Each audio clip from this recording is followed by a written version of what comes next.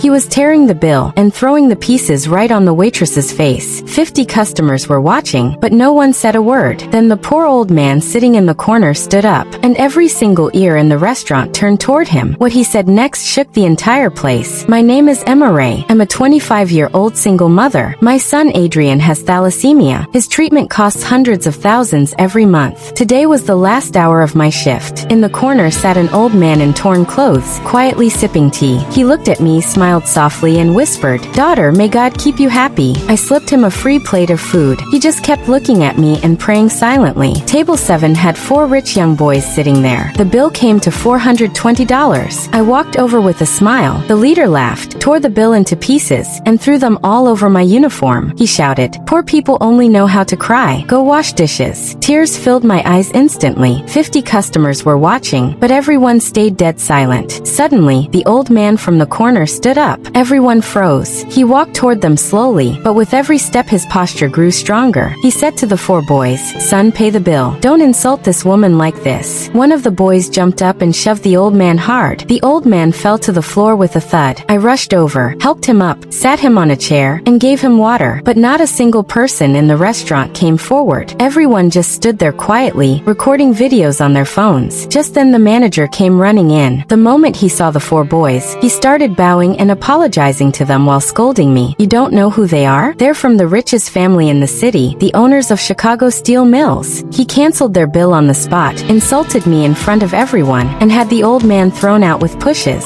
It was pouring rain outside. The old man stood there completely soaked. I stood watching everything, tears rolling down my face. Suddenly my phone rang. It was home. "Emma, Adrian's condition has gotten really bad. Bring him to the hospital right now." Panic hit me like a wave. I had no money left, and with all this chaos, I didn't know what to do. I was lost in those thoughts when suddenly 4 police officers walked into the restaurant. They stepped in and asked loudly, "Who is Emma?" My heart sank. I thought the manager had called them, or those rich boys' parents wanted me arrested. Before I could even speak, the manager pointed at me with a smirk and said, "That's the waitress, Emma." The manager was smiling. The 4 boys started laughing. I hadn't even opened my mouth when the restaurant door opened again. The same soaked beggar walked back in. One of the officers immediately said to him, "Sir, don't worry, we'll handle it." I was completely confused. What on earth was happening? The old man walked straight toward me. He slowly took off his torn clothes. Underneath was a perfectly dressed gentleman. Everyone in the restaurant froze in shock. He put on sunglasses, looked around calmly, then turned to the officers and said, "Arrest these 4 boys. They refused to pay the bill. They insulted a waitress, and they pushed a senior citizen." The police immediately handcuffed the 4 boys. The manager stood there speechless. The beggar, now looking like a powerful man, turned to him and said, "I am Alexander King, owner of King Hospitality Group, 47 luxury restaurants." Alexander spoke so everyone could hear. 2 weeks ago, I bought this restaurant. I was sitting here testing my staff. One waitress fed me when I pretended to be poor. These 4 boys made her cry. He turned to me and smiled gently. "Emma, from today, you are the manager of this restaurant. Your son's entire treatment for life is free. The ambulance has already picked Adrian up from home. All bills are paid in advance. Don't worry about anything. I am with you." The whole restaurant exploded into applause. I fell at his feet sobbing. Alexander looked at the manager and said, "And you, from today, you will wear the same uniform. You will carry the same trays. From now on, you work as a waiter under Emma. Family status means nothing to me. Humanity does. You chose to respect their family, not my restaurant." The manager lowered his head and whispered, "I'm sorry. I made a huge mistake." 1 year later, that same manager is now my waiter, and he tells my story to every customer. And my son Adrian, he is completely healthy today. Kindness never loses, and sometimes, the person you look down on is the one who lifts you up the highest. If you believe kindness is still alive, hit like, share, and subscribe to Moralist. The next story will make you cry even harder.